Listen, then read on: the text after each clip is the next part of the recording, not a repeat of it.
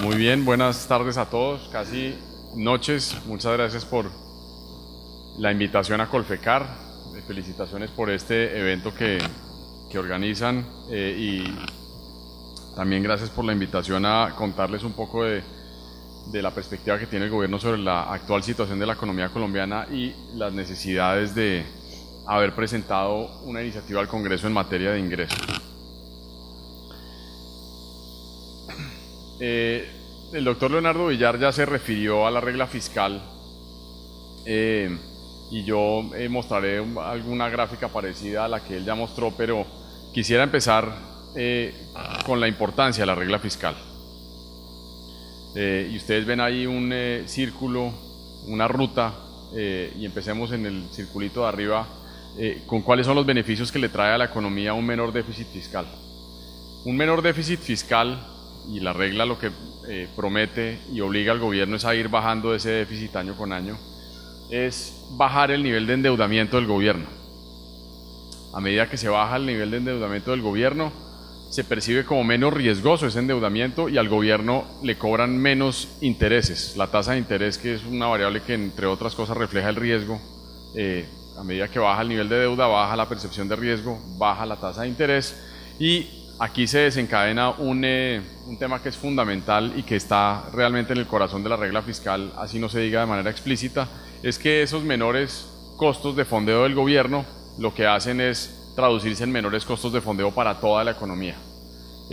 La baja de tasas de interés, cuando uno compara la situación actual con lo que era la situación de Colombia hace 15 o 20 años, es una reducción en costos de tasa de interés bastante pronunciados y una de las razones de fondo estructurales de por qué ha pasado eso es porque las finanzas públicas hoy en día tienen un desbalance muchísimo menor al que tenían en el pasado. Entonces, si esas tasas de interés bajan,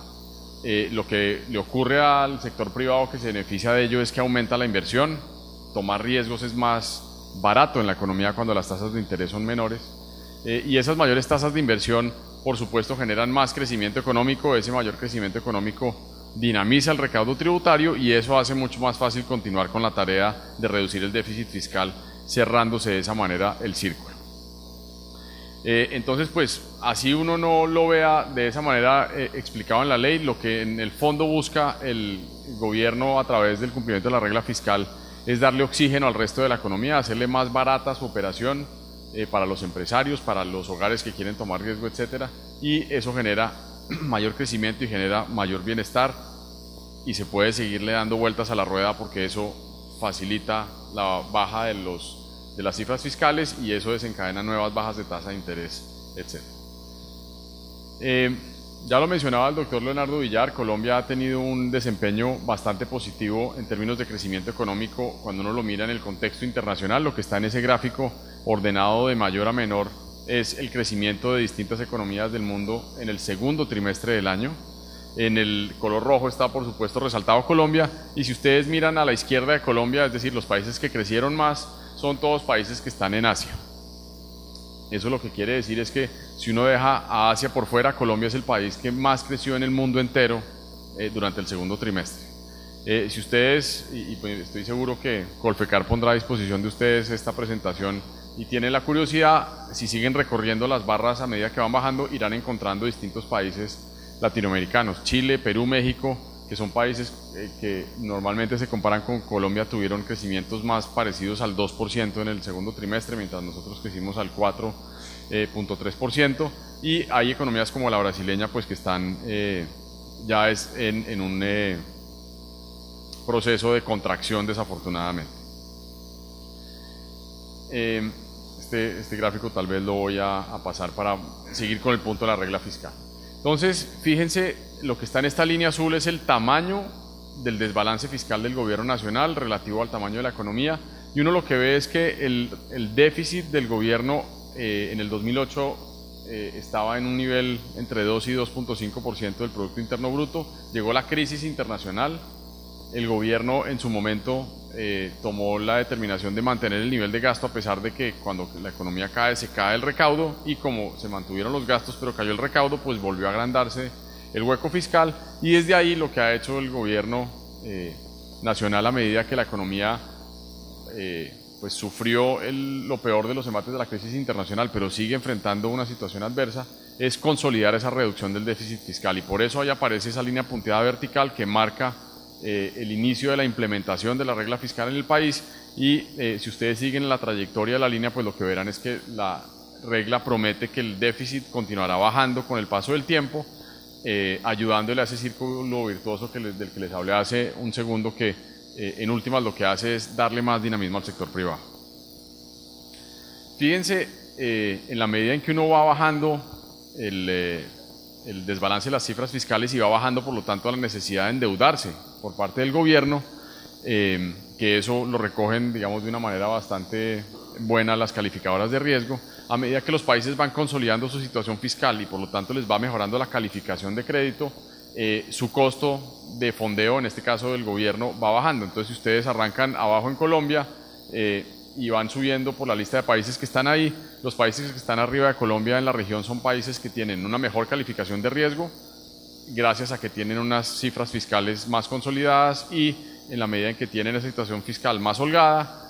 pues les prestan más barato, y eso, como ya dije, irradia al resto de la economía. Entonces, pues allá hay una idea de las ganancias adicionales que nos esperarían si Colombia llegara a igualar la calificación crediticia de Chile, por ejemplo. Y fíjense lo que les dije hace un rato, la dinámica de la caída de las tasas de interés en Colombia, si uno toma los últimos 10 años, pues es bastante marcada. Obviamente uno ve ahí en el pasado reciente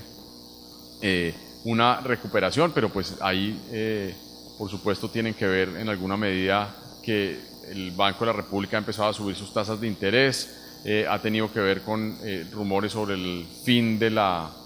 política monetaria expansiva de los países desarrollados, por lo menos de los Estados Unidos, pero en general cuando uno compara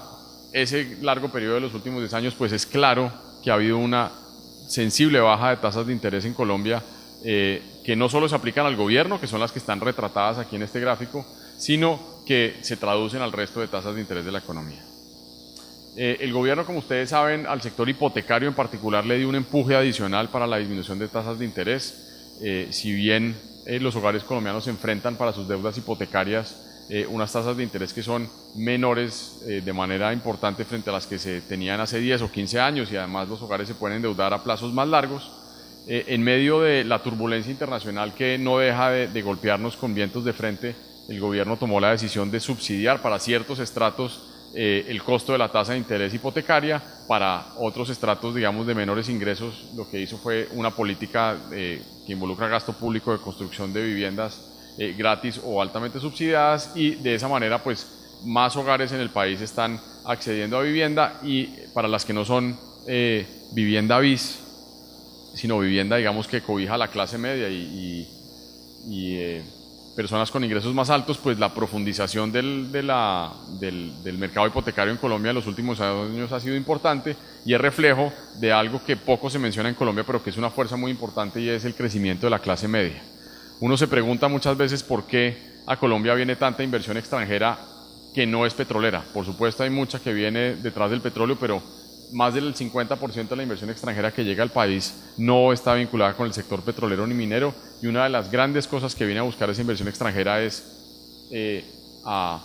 meterse en la dinámica de una clase media que crece y que hace muy rentable invertir en Colombia. Entonces, en medio de la repetición de este círculo virtuoso, pues uno de los resultados destacables que ha tenido Colombia es un aumento en su tasa de inversión, es decir, qué tanto de los recursos que produce la economía se destinan para inversión en relación con el tamaño de la economía, que es lo que está acá. Y para darles una idea, cuando Colombia entró en crisis a final del siglo pasado, las tasas de inversión en relación con el tamaño de la economía llegaron a estar por debajo del 15%, ya hoy en día, pues ustedes lo ven ahí en el gráfico, está alrededor del 30%. Esto es lo que le ha permitido a Colombia mantener tasas de crecimiento que la separan de otros países que en este momento están pasando por momentos económicos más difíciles en la región, y esto es gracias en no poca medida a lo que se ha hecho en materia fiscal, de cumplimiento con la regla, por supuesto a lo que ha hecho el Banco de la República también en el correcto manejo de la política monetaria. Y entonces la aspiración es, ya les conté sobre el pasado, ahora qué es lo que viene hacia adelante. Si el círculo virtuoso se mantiene, Colombia debería ir ascendiendo en la escalera no solo de las buenas calificaciones crediticias, sino en la escala de los ingresos por habitante que van al alza. Ustedes se fijan ahí en la segunda barra azul, Colombia tiene en este momento un ingreso per cápita de $8.300 por persona. Si se mantiene el círculo virtuoso y Colombia logra acelerar sus tasas de crecimiento gracias, entre otras, por ejemplo, a la construcción de infraestructura, pues debería llegar en el 2018 a $11.200 por habitante, y durante los 7 años siguientes o 9 años siguientes debería continuar creciendo su producto per cápita. En algún momento cruzaríamos el nivel que hoy tiene Chile, que es como de $14.800, y si las cifras de crecimiento se materializan en la medida en que este círculo virtuoso se mantiene, pues deberíamos llegar a alcanzar en 2025, 2026 el nivel de ingreso per cápita que hoy tiene Portugal. Ahora, estas cifras son muy buenas y se producen pues aún mejor, pero estas cifras esconden una realidad que es patente en Colombia. Ya les daré una información a continuación sobre eso, pero esto lo único que hace es coger el total del tamaño de la economía y dividirlo por el número de personas, y cuando uno dice que son 8.300, pues lo que está asumiendo es que a cada persona le doy $8.300 multiplicado por 48 millones de personas, pues ahí está el tamaño de la economía colombiana. Pero resulta que en Colombia no todo el mundo tiene la misma porción del ingreso que su vecino. Este gráfico que está acá, que compara la situación de Colombia con la situación de Chile y la situación de Portugal, muestra lo siguiente, y es que el promedio del gráfico anterior es muy bueno, sigue subiendo, pero esconde una realidad que puede ser engañosa. Entonces, ¿qué es cada color de las barras a medida que ustedes van subiendo? Lo que muestra el primer color, el que está en la parte baja de la barra de cualquiera de los 3 países, es qué porcentaje del ingreso de la economía lo tiene el 20% más pobre de sus habitantes. En Colombia, el 20% más pobre de los habitantes del país tiene tan solo el 2% del ingreso total. En Portugal, ustedes se van a la derecha del gráfico, pues el 20% más pobre en Portugal tiene el 10% del ingreso. Uno quisiera que tuviera más, pero fíjense que es 5 veces más participación que en el caso colombiano. Pero cuando ustedes siguen subiendo y cada color es el porcentaje de ingreso que tiene el siguiente 20% de la población y el siguiente 20%, etcétera, llegan hasta la última barra, que lo que muestra es cuánto del ingreso nacional está en manos del 20% más rico de cada país. Y en el caso colombiano, el 20% más rico o más pudiente del país tiene el 58% del ingreso total del país. Entonces, Colombia, a pesar de que ha venido creciendo, a pesar de continuarse con el círculo virtuoso, seguirá creciendo aún más, tiene un problema de distribución del ingreso que no es misterio para nadie, pero a veces uno cuando ve estas cifras ya con números concretos se sorprende de los problemas de distribución del ingreso que tiene Colombia. Curiosamente, Chile, que es un país que todos queremos emular en muchos frentes, también tiene una muy mala distribución del ingreso. Fíjense que el porcentaje del ingreso en manos del 20% más rico de la población en Chile no es muy distinto del de Colombia. Y en Portugal también es bastante alto, pero pues está bastante mejor repartido el ingreso que en el caso colombiano. Entonces, acá viene la segunda parte importante de lo que yo les quiero transmitir hoy. El círculo virtuoso de controlar las finanzas públicas para generar más crecimiento es muy importante, pero las finanzas públicas, a su vez, dentro de ese marco de sostenibilidad, tienen que cumplir una labor muy importante de redistribución del ingreso. Permitir que todos los niños, que son varios millones de niños del Sisbén 1 y Sisbén 2, vayan gratis al colegio todos los días, que 22 o 23 millones de colombianos puedan gratuitamente acceder al sistema de salud, etcétera. Son cosas que cuestan mucho dinero, que ayudan a redistribuir mejor el ingreso de Colombia, pero que tenemos que continuar profundizando porque Colombia queremos que crezca, pero queremos que sea una sociedad más equitativa. Y queremos continuar también con las tendencias positivas que se han observado en materia de reducción de pobreza. Ustedes lo que ven en este gráfico es en los últimos años, los últimos 5 años, cómo ha sido la reducción del porcentaje de personas que están por debajo de la línea de pobreza. Entonces, pues ya Colombia afortunadamente logró franquear la barrera del 30% hacia abajo. Para que tengan una idea, en el año 2000 más del 50% de la población colombiana estaba por debajo de la línea de pobreza. Y esta es otra medida en la cual también hay un foco muy importante de la política pública en el país, que es reducir la pobreza extrema. La pobreza extrema no es otra cosa que mirar qué porcentaje de las personas de un país no tienen ni siquiera los ingresos para alimentarse en el día a día. Nada, ni me preocupo por el vestido, ni me preocupo por el transporte, solo por la comida.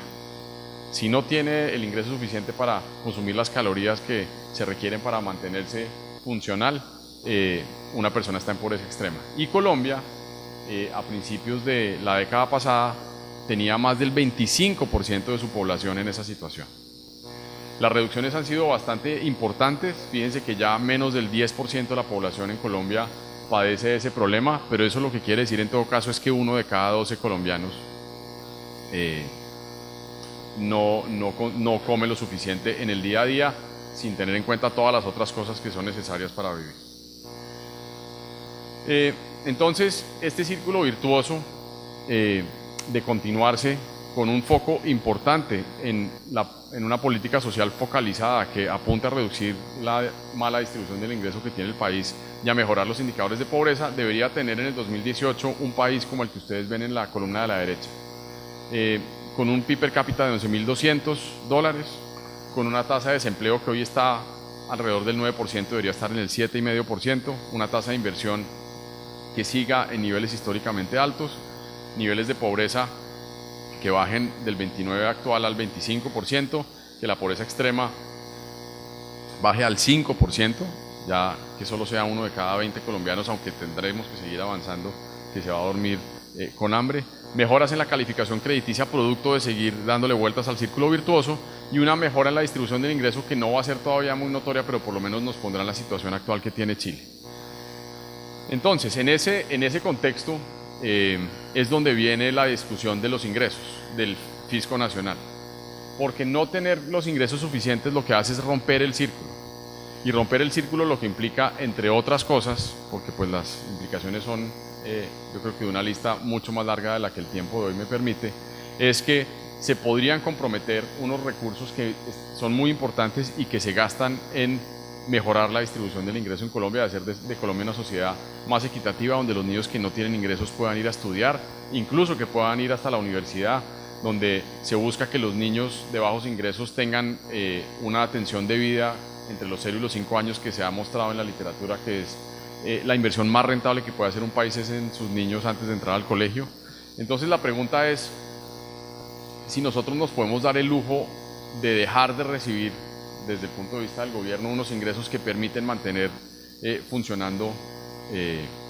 varios programas sociales. Entonces les quiero mostrar este gráfico. Este gráfico lo que hace, cuando ustedes van sumando los colores, es todos los componentes, esto está simplificado, pero todos los componentes de los ingresos del gobierno nacional. No me voy a referir a los 3 primeros, que son, digamos, bastante planos, me voy a referir a los últimos, que son el amarillo, el rojo y el verde, que son unos ingresos muy importantes y que explican en buena medida por qué hoy estamos yendo al Congreso con una solicitud de buscar más ingresos. Entonces, lo primero es las barras amarillas. Las barras amarillas suman 3 cosas cada año: el impuesto de renta que paga Ecopetrol y las demás empresas mineroenergéticas, los dividendos que Ecopetrol le traslada a la Nación. La Nación es dueña de cerca del 85% de Ecopetrol, entonces pues tiene derecho al 85% de los dividendos que distribuye la compañía, y también recoge los impuestos del CREE que paga el sector minero energético. Entonces, lo que ustedes ven ahí, si se paran en el 2014 y después pasan al 2015, es que los ingresos petroleros totales o mineroenergéticos totales que ya les describí que se componen van a pasar del 2,5% del Producto Interno Bruto al 1,8% del Producto Interno Bruto el próximo año. Esa caída genera un faltante de recursos que es bien importante, y algo que se nos olvida muchas veces cuando pensamos en el tema petrolero y en los precios que pagamos por el petróleo. Yo sé que ese es un tema que a ustedes los afecta mucho, pero de las utilidades de Ecopetrol depende que muchos niños vayan al colegio y que muchos colombianos puedan ser atendidos en los hospitales. Entonces, esa caída que se da entre el 2014 y el 2015, pues si nosotros no la recuperamos, o nos toca bajar la intensidad de los programas sociales, o nos toca renegar de la disciplina fiscal, que ya dijo el doctor Leonardo Villar es un tema fundamental. Hacia adelante esperamos que haya una recuperación en esos ingresos, y tenemos un reto muy grande que ya se los describió Leonardo. No voy a repetir, digamos, las preocupaciones que él tiene, que también las compartimos nosotros, pero pues el tema petrolero es en todo caso muy importante. Y después, en los últimos dos colores, hay otros dos impuestos que son también muy importantes. En rojo está el impuesto a las transacciones financieras, más conocido como el 4 por mil. El 4 por mil debería pasar a 2 por mil el próximo año. Y entonces pues ustedes lo que ven ahí en ese gráfico es que las barritas rojas que están arriba van achicándose hasta que desaparecen en el 2018, que lo que refleja es lo que implica en la legislación actual desmontar el 4 por mil. Las barras verdes lo que muestran es el recaudo que se recibe por el impuesto al patrimonio, que si no se hace nada con la legislación actual, pues el próximo año ustedes ya ven que no hay barras verdes. Entonces, después de sumar todos esos colores, pero no del 2010 al 2014, sino del 2015 en adelante, ustedes ven que arriba hay unas barritas blancas. Ese es el faltante de ingresos que necesita el gobierno nacional para mantener el ritmo de los programas sociales, atender, por supuesto, el pago de sus deudas, pero a su vez cumplir con la regla fiscal y mantener el círculo virtuoso del que les hablé. Entonces, ¿qué tipo de gastos cubre uno con ese faltante de los 12.5 billones? Primero, ustedes saben que el impuesto al patrimonio siempre ha estado detrás en buena medida de las erogaciones del sector defensa. Desde que se implantó el impuesto al patrimonio hace más de una década a hoy, hemos aumentado el pie de fuerza en 53.000 soldados y en 83.000 policías, sin tener en cuenta ni el equipamiento, ni los cuadros superiores de mando que eso implica. El solo pagar la nómina de estos soldados y de estos policías cuesta 3.5 billones de pesos al año. Entonces, pues uno debe pensar qué pasaría si estos recursos no están. También hay unos recursos muy importantes que están de segundos ahí en la tabla, que suman 3.4 billones de pesos, que tienen que ver con los apoyos que el gobierno entrega al sector agrícola. Ese sector pasó por una situación muy complicada el año pasado, recibieron una serie de subsidios bastante grandes por parte del gobierno nacional. Hacia adelante muchos de ellos ya no se van a necesitar, pero los cuadros y los gráficos que yo les mostré, que ejemplifican de una manera bastante elocuente la mala distribución del ingreso y los niveles de pobreza todavía elevados que tenemos en Colombia. Si uno solo hiciera el ejercicio para el sector rural, encontrará que está aún más concentrado el ingreso en las zonas rurales y hay aún más pobreza en las zonas rurales que en las zonas urbanas. Entonces, decir que el sector agropecuario no necesita recursos abundantes para continuar en la lucha contra la mala distribución del ingreso y contra la pobreza en el país, pues es desconocer que hay unas brechas muy grandes que cerrar. El sistema de salud, como les dije, hay 22 o 23 millones de personas en Colombia que pueden ir gratuitamente al sistema de salud colombiano. El sistema de salud colombiano está sujeto siempre a muchas críticas, pero no es muy fácil encontrarle, soy sincero y ustedes lo pueden corroborar con personas que conozcan de otras partes, no es fácil encontrar un país donde la gente pueda ir en esos números de forma gratuita al sistema de salud. Y el sistema de salud se nutre de muchas fuentes, pero al final siempre hay un faltante, que esos recursos lo que hacen es garantizar que efectivamente los 23 millones de personas que no pueden pagar por su salud puedan en todo caso recibir una atención en este sentido. Y el gobierno lo que hace es cerrar ese faltante, y el cierre de ese faltante vale más de 1.5 billones de pesos. De ahí ustedes siguen bajando y encuentran temas de cuidado de niños de 0 a 5 años, alimentación de niños en los colegios, que es fundamental para que no deserten y no se salgan del sistema escolar, becas para que personas de bajos ingresos puedan incluso acceder a la educación superior e incluso lo hagan en el exterior,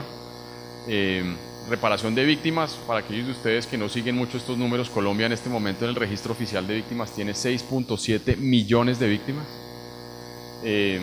a 900.000 familias, que son digamos un poco más de 4 millones de personas. El gobierno les da una atención humanitaria, unos recursos de atención humanitaria todos los meses. Eso es una factura, digamos, realmente costosa de pagar. Entonces las preguntas que uno se debe hacer es, si no aparecen estos 12.5 billones de pesos, ¿qué va a pasar con estos rubros de gasto? Entonces por eso ahí viene la discusión entonces de dónde salen los ingresos. Entonces yo creo que lo más razonable para decir aquí como representante del Gobierno Nacional y en especial del Ministerio de Hacienda es que las discusiones sobre cómo recaudar los 12.5 billones de pesos están abiertas. De hecho, cuando uno presenta un proyecto de ley al Congreso, lo que le dice al Congreso es venga y discutimos cómo es que vamos a conseguir esos recursos, entonces la discusión está abierta. Lo que yo creo que sí es muy difícil argumentar es que podríamos darnos el lujo de no recaudar esos 12.5 billones de pesos. Entonces, hoy en día Colombia paga un impuesto al patrimonio para patrimonios superiores a los 1.000 millones de pesos. De acuerdo con la tabla que está aquí, ustedes ven que recoge la historia del impuesto al patrimonio en Colombia. En los números rojos están las tasas actuales. Y para darles un ejemplo, una empresa que tiene 8.000 millones de pesos de patrimonio va y se busca en esa tabla, o sea, pertenece al último renglón de la tabla porque por tener más de 5.000 millones y por los 8.000 millones de pesos de patrimonio que tiene, si se van hasta la derecha de la tabla, tiene que pagar 1.5% de impuestos sobre todos los 8.000 millones de pesos que tiene. Eso significa un impuesto de 120 millones de pesos al año. Entonces, la propuesta que presentó el gobierno al Congreso abandona el impuesto al patrimonio, se pasa a un nuevo impuesto que se llama el impuesto a la riqueza. Algunas personas han dicho que cambiarle de nombre no significa que el impuesto sea distinto, pero el impuesto sí es diferente y les voy a explicar una razón muy importante por la que sí es diferente. Me devuelvo a la tabla. Hoy en día, como les dije, para tomar el ejemplo de la empresa de los 8.000 millones de pesos, esa empresa paga 1.5% de impuesto por todos los 8.000 millones de pesos que tiene. Ahora, la empresa que tenga 8.000 millones de pesos pagará 0.25% por los primeros 2.000 millones de esos 8.000 en vez de 1.5. Después pagará por los siguientes 1.000 millones 0.35 en vez de 1.5. Por los siguientes 2.000 millones pagará 0.75 en vez de 1.5. Y lo que exceda 5.000 millones sí pagará el 1.5%. Esto no es menor porque, como les dije, bajo el esquema actual del impuesto, la empresa de 8.000 millones pagaría 120 millones. Con el nuevo impuesto a la riqueza va a pagar 67.5 millones, es decir, un 47% menos de lo que estaría pagando bajo la estructura actual del impuesto al patrimonio. Segundo punto, una de las comentarios que más generó la propuesta inicial del gobierno con relación al impuesto a la riqueza, que pretendía llevar las tasas mucho más arriba, era que gravar el patrimonio tenía el problema de que gravaba los patrimonios generaran o no generaran flujo de caja o generaran utilidades. Algunas personas dijeron, olvídese de un impuesto que grave los patrimonios, pásese completamente a un impuesto que se pague sobre las utilidades, pero eso implicaría en el país, que la tasa de impuesto de renta total, es decir, renta más CRE, pasará del 34 al 47%. Entonces, lo que el gobierno, después de reunirse con muchos empresarios por todas partes del país, la propuesta que sometió a consideración del Congreso fue: mantengamos un impuesto sobre los patrimonios que se denomina impuesto a la riqueza, que tiene una gran diferencia, como ya les mostré, que recaudará menos de lo que hubiera recaudado el impuesto al patrimonio si se mantuviera como está, pero balanceémoslo con, además de gravar en una parte del patrimonio, gravemos las utilidades con una sobretasa del 3% al CRE para las empresas que obtengan utilidades de más de 1.000 millones de pesos y que lo deben pagar por las utilidades que estén en exceso de los 1.000 millones de pesos. También se propone mantener el 4 por mil en 4 por mil. Y ahora les quiero dar 2 o 3 cifras. Acá hay unos ejemplos de cuánto pasarían a pagar de patrimonio a riqueza empresas dependiendo de sus patrimonios.